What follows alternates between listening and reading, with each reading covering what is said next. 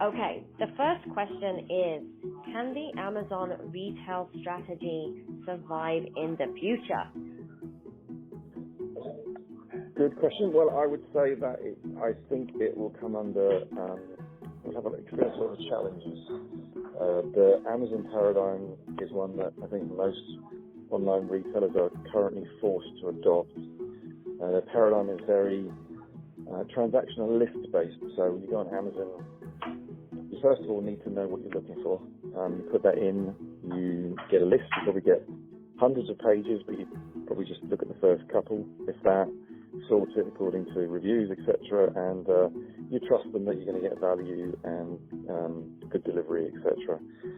And that works, but it doesn't work for everything. It doesn't work for every type of product. So one of the consequences of that paradigm is that you'll find that many of the brands struggle to differentiate themselves online. So an example might be shirts. If you Google and start to search online for shirts in different price categories, if I look at a $20 shirt online, it's displayed in a very similar, almost identical way to a $500 shirt.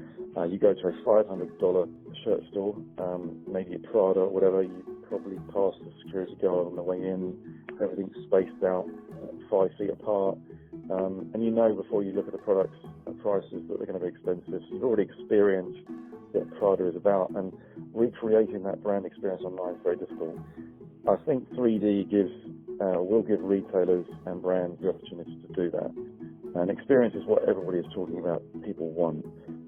And you can create that differentiated experience for a customer when you've got an open-ended 3D platform. So, and 3D will give brands and retailers the opportunity. You can go off and you can create any kind of experience online for your customer. It'll be way more experiential.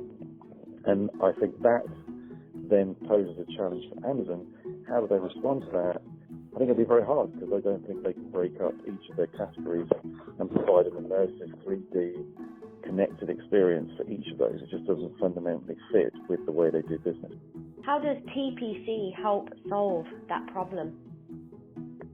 So we have a lot of experience. I think we're one of the only consultancies that have actually worked through end-to-end with a brand from design through to selling the product, turning it into a 3D digital asset. So we work with a number of brands, including PVH. We've worked with Lululemon, Carter's Children's Wear, Patagonia, where we are helping them transform their creation of product and turning it from a physical thing into a digital thing, and that has a huge number of benefits.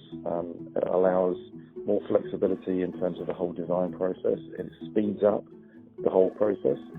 It has sustainability benefits as well, because you're now no longer shipping physical garments from one place to another to see if they're fit for purpose. That's all done digitally.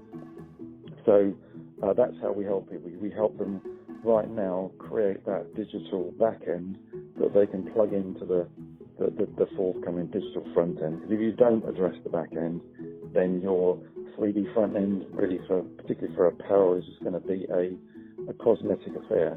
You need to be able to plug in that ability to design products in 3D and actually prepare for the day when you're going to see that your items are made to measure. So eventually we'll get there, and you're never going to be able to do that unless you have a 3D back end to your business. Perfect. Well, that was KeithTaylor with Thought Provoking Consulting. Thanks for taking the time with us today. You have a great day. Thank you.